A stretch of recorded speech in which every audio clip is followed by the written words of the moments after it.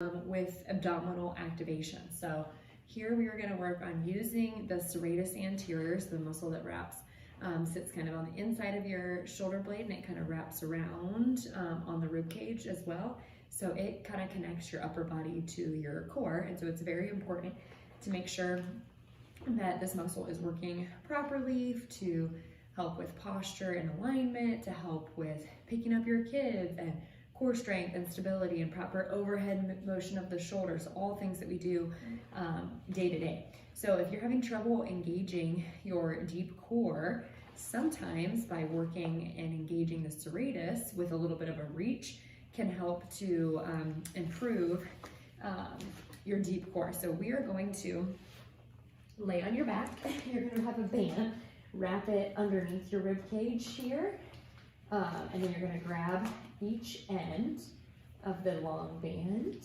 and you can start with your knees bent here just to kind of get used to it. The whole goal to get the serratus engaged, it works typically best a little bit above, so you've got shoulder height here. We want a little bit above that, closer to like 90 degrees or 120 degrees of shoulder flexion, so a little bit above that. And then you want to reach through your armpits and pinkies. That's going to help shut off the front of the shoulder and work more of the serratus. So start here, and you want a good inhale, expanding your ribcage 360 degrees. And then on your exhale, I want you to think of exhaling all the air out from the bottom up. So think pelvic floor comes back up after the inhale, lower abdominals tighten. You can think of pulling your hip bones together. Rib cage knits together in the front so that everything here is stacked. So we don't want you arched here, but I also don't want you tucking your bottom under to get that back flat. We just want to keep more of a neutral spine position. And then on your exhale, you're going to work your deep core, which will help bring you into that stacked position. Okay. So what we don't want is any like over gripping like that, where I'm going like that and tensing everything so much that we don't want that. We just want to focus on getting good deep abdominal activation on our exhale and help knit our rib cage together in the front. So inhale, exhale, reach, inhale, exhale,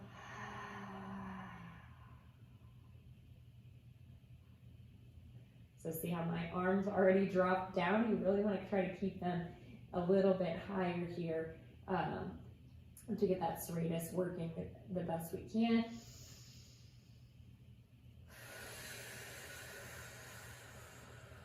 So I can feel my lower abs on fire here.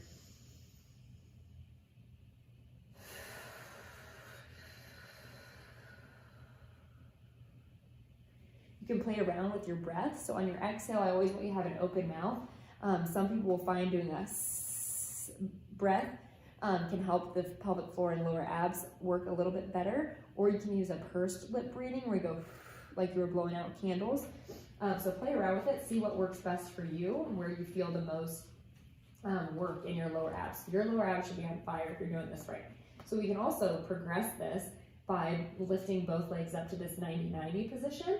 And so you can play around, and you may have a little bit of rectus dominance, meaning your six-pack abdominals kind of want to dome out, and you just kind of have this general bread loaf appearance where you're kind of like flat, and then it goes up like that. And if you exceed that, try this and see if it doesn't improve. So again, you've got the band, one hand has each end, and then on your exhale, you're going to go give me a good inhale into the rib cage. Exhale. Reach through the band. Band's giving us a little resistance.